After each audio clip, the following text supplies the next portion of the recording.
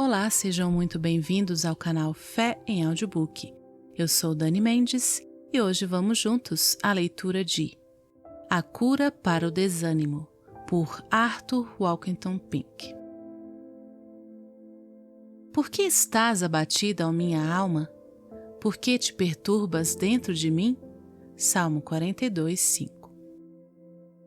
Quando o salmista disse essas palavras, o seu espírito estava desanimado e o seu coração pesava dentro dele. Na agitada vida de Davi, havia muita coisa que conduzia à tristeza e ao desânimo. As cruéis perseguições de Saul, que o caçava como a um perdiz nas montanhas, a traição de seu fiel amigo Aitofel, a perfídia de Absalão e a lembrança dos seus próprios pecados. Isso tudo seria suficiente para sobrecarregar o mais vigoroso dos homens. E Davi era homem de sentimentos iguais aos nossos. Nem sempre ele estava nas alturas da alegria, mas às vezes se encontrava em profunda depressão e no desfiladeiro da melancolia. Mas Davi não dava lugar ao desespero, nem sucumbia diante de suas tristezas. Ele não ficava prostrado como um animal ferido, que cai e só faz uivar de dor. Não, ele agia como criatura racional e, como homem, mirava suas tribulações cara a cara.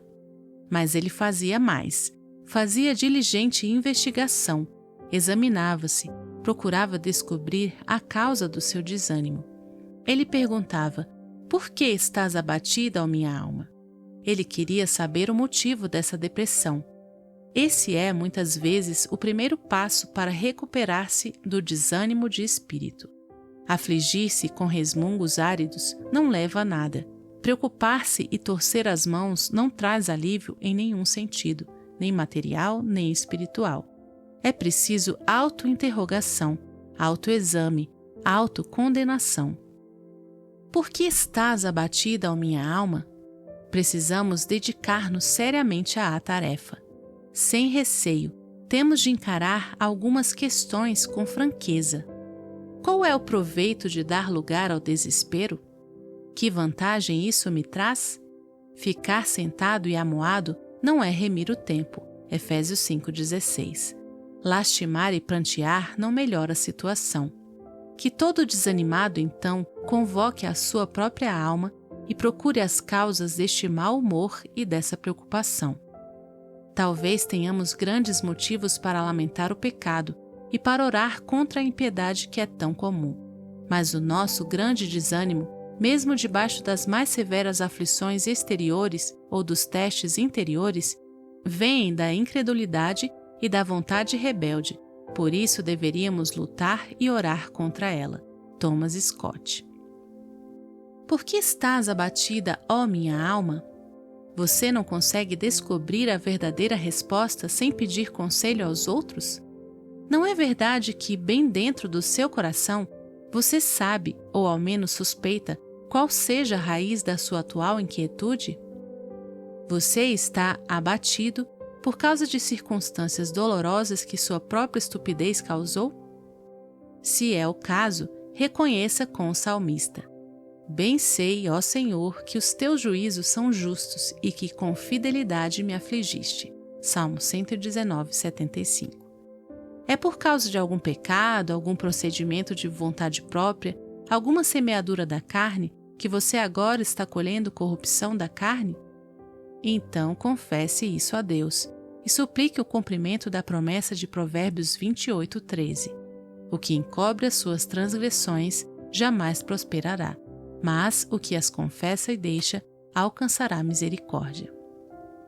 Ou você está angustiado porque a providência não lhe sorriu tão docemente quanto o fez com alguns de seus vizinhos? Então preste atenção à seguinte ordem: não te indignes por causa dos malfeitores, nem tenhas inveja dos que praticam a iniquidade. Salmo 37, 1. Talvez os casos sugeridos acima não sejam compatíveis com a situação de alguns dos nossos leitores. Talvez muitos digam: minha alma está abatida e meu coração está pesado porque estou curto de dinheiro e as previsões são sombrias. Isso é, de fato, uma experiência dura, e há muitos que naufragam por causa disso. Mas, querido amigo, há uma cura para o desânimo, mesmo quando provocado por essa causa. Está vivo e reina aquele que declara: são meus todos os animais do bosque e as alimárias aos milhares sobre as montanhas. Salmo 50:10. Não pode ele cuidar de você e da sua família? Ele que por 40 anos alimentou 2 milhões de israelitas no deserto? Não pode ele, que sustentou Elias no tempo da fome, guardar você de morrer de fome? Ora, se Deus veste assim a erva do campo, que hoje existe e amanhã é lançada no forno, quanto mais a vós outros, homens de pequena fé. Mateus 6:30. Voltando ao nosso texto inicial, observemos como Davi não apenas não sucumbiu às suas tristezas, questionou sua alma e repreendeu a sua incredulidade, mas também pregou para si mesmo: espera em Deus. É isso que o desanimado precisa fazer. Nada mais trará alívio verdadeiro a você. O panorama pode ser sombrio, mas as promessas de Deus são luminosas. Talvez alguma criatura tenha falhado com você, mas o Criador não falhará, se você de fato puser sua confiança nele. O mundo pode não saber mais o que fazer, mas o cristão não precisa ficar assim. Há um que é socorro bem presente nas tribulações, Salmo 46:1. E ele jamais abandona aqueles que de fato fazem dele o seu refúgio. Este autor provou isso muitas e muitas vezes, e o leitor também pode fazê-lo. O fato é que as condições atuais são uma grande oportunidade para aprender a suficiência da graça de Deus. Não se pode exercitar a fé quando tudo o que precisamos está disponível à vista. Espera em Deus, na sua misericórdia. Você pecou gravemente no passado e agora está recebendo os justos desertos daí provenientes.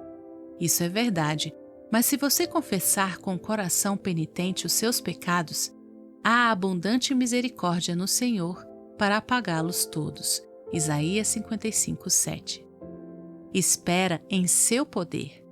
Pode ser que as portas todas estejam fechadas para você e todo meio de ajuda possível se esquive de você, mas nada é difícil demais para o Todo-Poderoso. Espera em sua fidelidade. Talvez os homens tenham enganado você, quebrando suas promessas, e o abandonaram na hora da sua necessidade. Mas podemos confiar naquele que não pode mentir. Não duvide das suas promessas. Espera em seu amor. Tendo amado os seus que estavam no mundo, amou-os até o fim. João 13:1. Pois ainda o louvarei na salvação da sua presença. Essa é sempre a bendita certeza daqueles que verdadeiramente esperam em Deus. Eles sabem que muitas são as aflições do justo, mas o Senhor de todas o livra. Salmo 34:19. Deus lhes disse que o choro pode durar uma noite, mas a alegria vem pela manhã. Salmo 30:5. Dessa forma, leitor cristão, quando o teste de fogo houver completado a sua obra e as suas amarras tiverem sido queimadas, Daniel 3:25, você agradecerá a Deus as provas que agora são tão desagradáveis. Antecipe o futuro, então, com esperança. Confie em Deus e Ele não falhará com você.